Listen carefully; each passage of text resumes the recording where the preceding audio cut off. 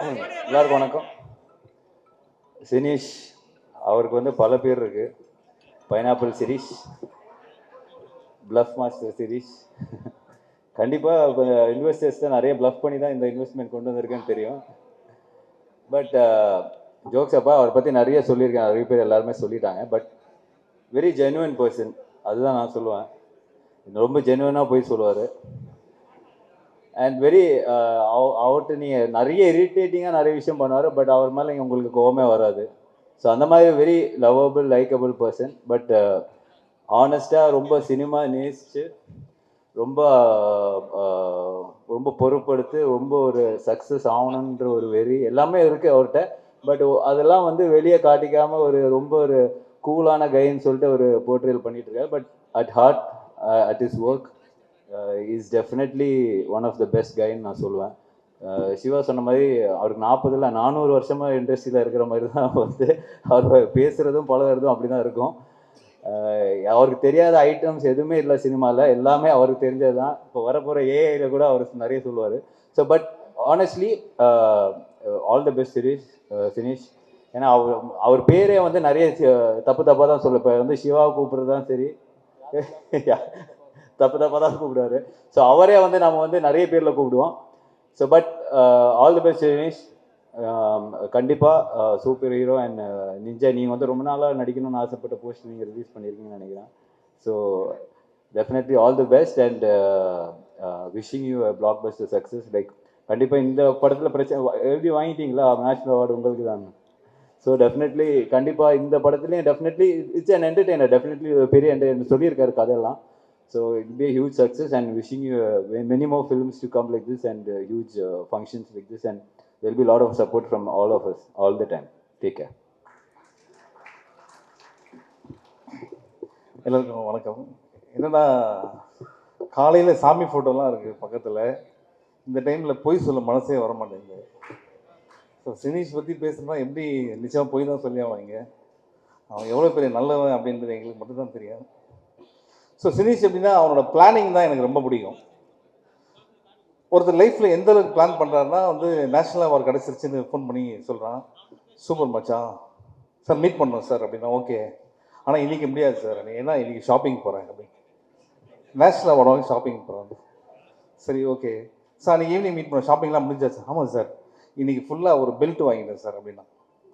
ஒரு நாள் ஃபுல்லாக ஒரு பெல்ட் வாங்கியிருக்கான். அதுக்கப்புறம் மற்ற பேண்ட்டுங்கெல்லாம் இல்லை சார், இந்த வாரம் இருக்குல்ல, நெக்ஸ்ட் வீக் தானே போகிறேன் அப்படின்னு சொல்லிட்டு மறுநாள் உண்மையில் நாங்கள் கொஞ்சம் ரெகுலராக மீட் பண்ணுவோம். ஸோ மறுநாள் பேண்ட் வாங்கிட்டான். அதுக்கப்புறம் வந்து ஷூஸ். ஸோ நான் சொல்லிட்டேன் மச்சான் இது இப்போ மீட் பண்ண வேணாம், நீ எல்லாத்தையும் முடிச்சதுக்கப்புறம் மீட் பண்ணலாம் அப்படின்னு சொல்லிட்டு ஒரு 5 நாள் கழிச்சு ஃபோன் பண்ணுறேன். சார் இன்றைக்கி மட்டும் மீட் பண்ண முடியாது சார் அப்படின்னா. ஏன், இன்றைக்கி சலூன் போகிறேன் அப்படின்னா. நான் ஃபோன் கட் பண்ணிட்டு ஒரு 2 மினிட்ஸ்க்கு திருப்பி கூப்பிட்றேன். டேய் நீ பெல்ட்டு கூட லேட்டாக வாங்கலாம், சலூனில் 1 டேக்கு உனக்கு என்னடா ஒர்க் இருக்குது அப்படின்னா. அப்புறம் சொல்கிறான், இல்லை சார் நான் போக மாட்டேன், சலூனால் எங்கள் வீட்டுக்கு வருவாங்க. அந்தளவுக்கு வந்து உடம்பை நல்லா ஸ்மார்ட்டாக இருக்குன்னு பார்த்துக்கிற ஒரு ஆள்.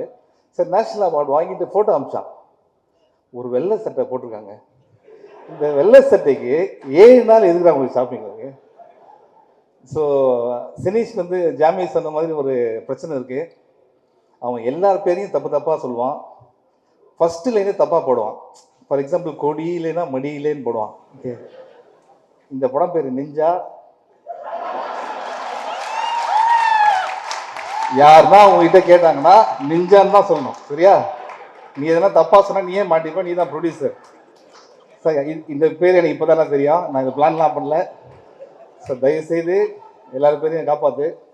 பட் அந்த சீரியஸ் நோட் என்னென்னா, சிவா பிரதர் சொன்ன மாதிரி எந்த ஒரு பேக்கப்புமே இல்லாமல் வந்து இன்றைக்கி வந்து ஒரு நல்ல ப்ரொடியூசர் வந்து நல்ல படங்கள் பண்ண ஒரு பெரிய ப்ரொடியூசராக வந்திருக்கான். I'm so proud of you Sinish. நான் உடனே தேங்க் வினீஷ். அப்படி கை காமிச்சு இங்கே வா எதுக்கு சொல்கிறேன், இங்கே வா. சினீஷ் பண்ணுறான் நீங்கள் நினைக்கிறீங்களே, அதில் பாதி இவன் தான் பண்ணுறான். அவன் தம்பி வினீஷ், சினீஷோட தம்பி வினீஷ். இவனுக்கு அவனுக்கு நிறைய டிஃப்ரென்ஸ் இருக்குது. அதில் ஒன்று முக்கியமான டிஃப்ரென்ஸ், இவன் ரொம்ப நல்ல பையன். அப்புறம் தலையில் முடி இருக்கு. Okay, so recent times will become very close மச்சான். All the best. அண்ட் இதெல்லாம் முடிச்சுட்டு முந்தையத்துக்கு என்ன அவன் தான் ட்ராப் பண்ணான். அப்போ என்ன சொன்னான், சீக்கிரம் நம்ம ஒரு படம் பண்ணோம் சார் அப்படின்னா. அப்படி யோசிச்சேன், பெல்ட் வாங்குறது ட்ரெஸ் வாங்குறதுக்கு 1 வருஷம் பண்ணுறான். நம்ம கதை 28லன்றான். கிளாடியேட்டர், டைட்டானிக் அந்த ரேஞ்சில் சொல்லிட்டு நீ ஓகே. இருந்தாலும் மச்சான் வெரி ஹாப்பி. அண்ட் இந்த படத்தில் இருக்க எல்லாருக்குமே என்னுடைய வாழ்த்துக்கள். க்ரூ அண்ட் எங்கள் கூட வந்த டீமுக்கும் உங்கள் சார்பாக சொல்லிடுறேன். Sinish, good luck from all of us. Thank you.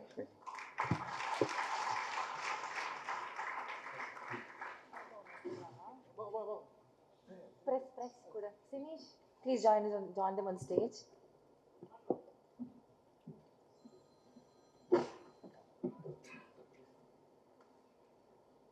ரெண்டு நாள் முன்னாடி இந்த ஈவெண்ட்டுக்கான மீட்டிங் நடந்தது. அப்போ சினிஷ் சார் வந்து ரொம்ப எக்ஸைட்டடாக இருந்தார். என்னோட ஃப்ரெண்ட்ஸ் எல்லாரும் வர போகிறாங்க, ஒரு மாதிரி ரவுண்ட் டேபிள் மாதிரிலாம் போட்டு ஃபன்னாக இருக்கணும், ஒரு பூஜை ஈவெண்ட்டே ஃபன்னாக ஸ்டார்ட் பண்ணும் அப்படின்ட்டு. Sinish, you have any regrets in calling them? No.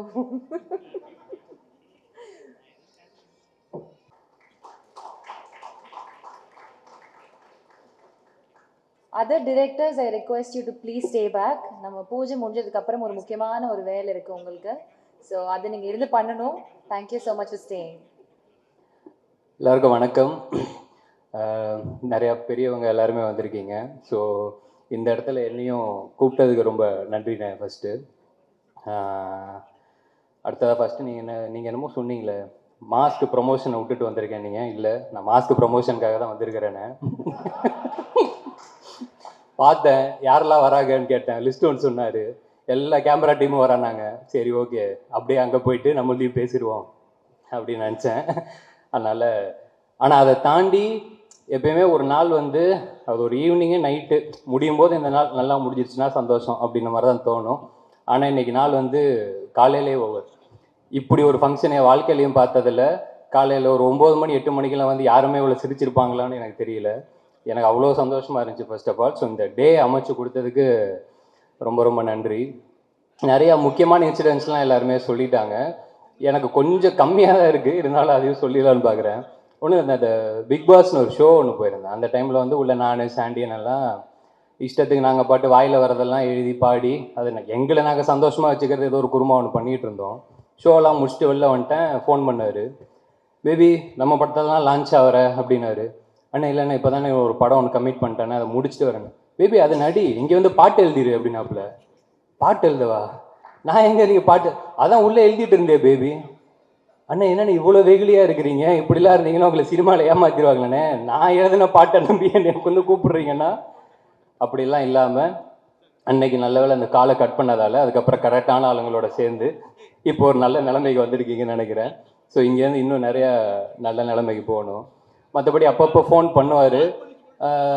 ஒரு 2-3 வாட்டி ஃபோன் எடுக்கலைன்னா நம்ம நிஜமாகவே தான் வேலையில் இருந்திருப்போம். ஆனால் அதுக்கெல்லாம் கோச்சிக்கிட்டு அப்புறம் ஒரு வாய்ஸ் நோட் வரும், பேபி நீ என்னை வச்சு ஜட்ஜ் பண்ணாத பேபி, நான் கூப்பிடுற டேரக்டரு கதையெல்லாம் நல்ல கதை, நீ என்னையை விட்டுரு, நான் அனுப்புகிறவங்களை மட்டும் நீ நம்ப.